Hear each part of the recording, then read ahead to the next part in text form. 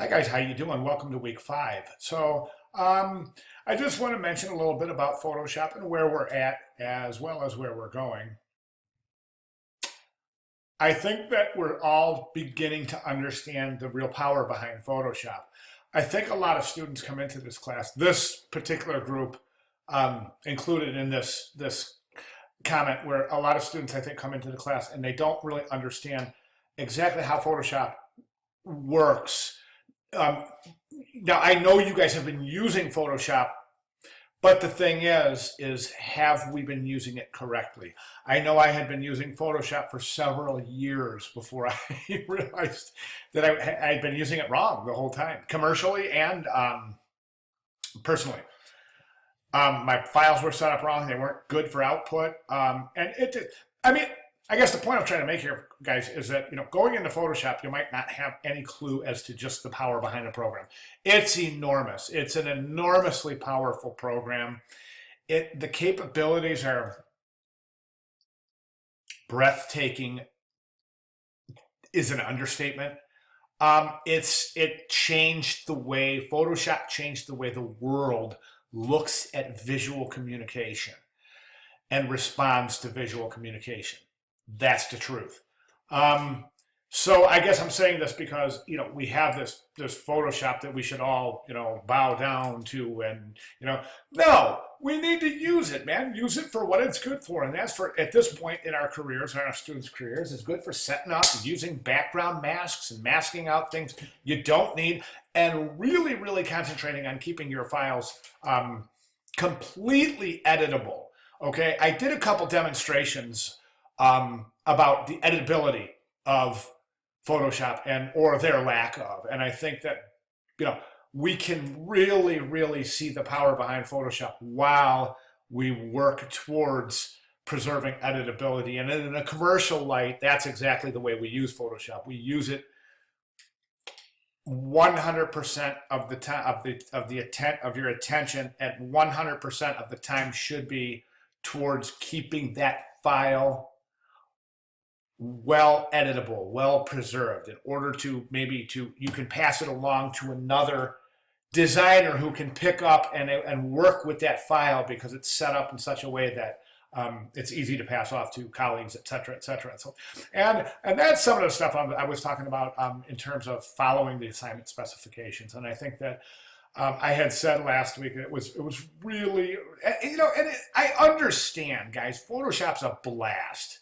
For a lot of us, this is our first formal Photoshop class. So we're blown away at the amount of things that we can do. We're blown away at the amount of resources in each one of the weeks. This is just this week. So, I mean, and there's just so much that sometimes it's really easy just to forget little things like project specifications and submission specifications. So I brought that up to a lot of you last week because I get it, I understand. I remember when I was in school, I like it was yesterday. So I'm not going to pretend like I was Mr. Johnny on the spot when I was in school, because I wasn't. I mean, I missed stuff like this all the time because I was just so enamored with the programs and stuff that I forgot to stop and take a look at the basic requirements for submission. So that's why I brought that up to you guys. I understand when you start to get a little bit more developed in your student careers, you're going to start to run into some instructors who are going to be really harsh on project specifications, and including myself in my 400 and 500 or 300 and 400 level classes, and some of the master's level classes, of course.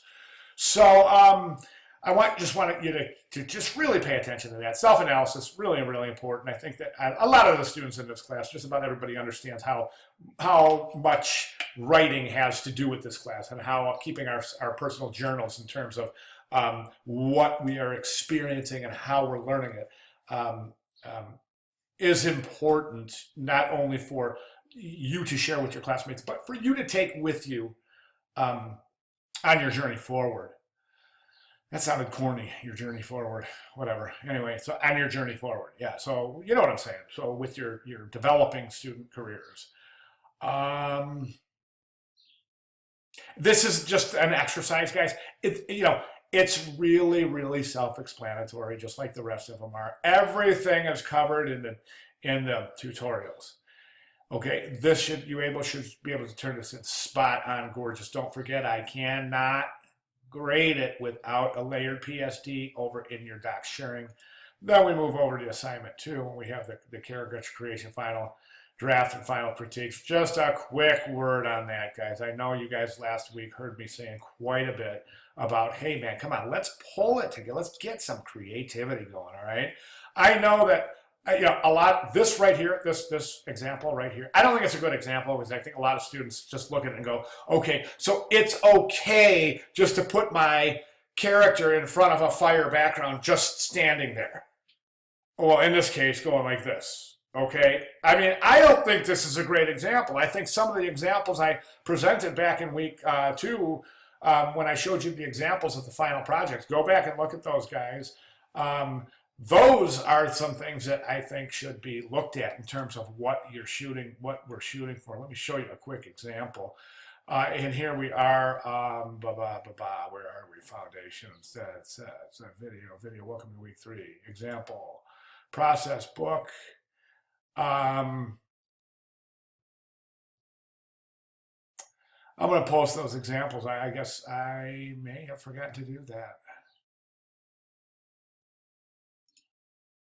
I couldn't, how did I forget to do that?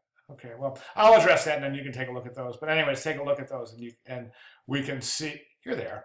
Oh yeah, here they are. I did not forget to do them. They're welcome to week 2. But anyways, okay, here's Garden Glitter Grace. Okay, now she's just kind of dancing on the water. So she's like prancing across the water. So she's not just standing there. Then we have Terrible Toys Todd, who has hijacked a tank, blown up a farmhouse, and is making his getaway.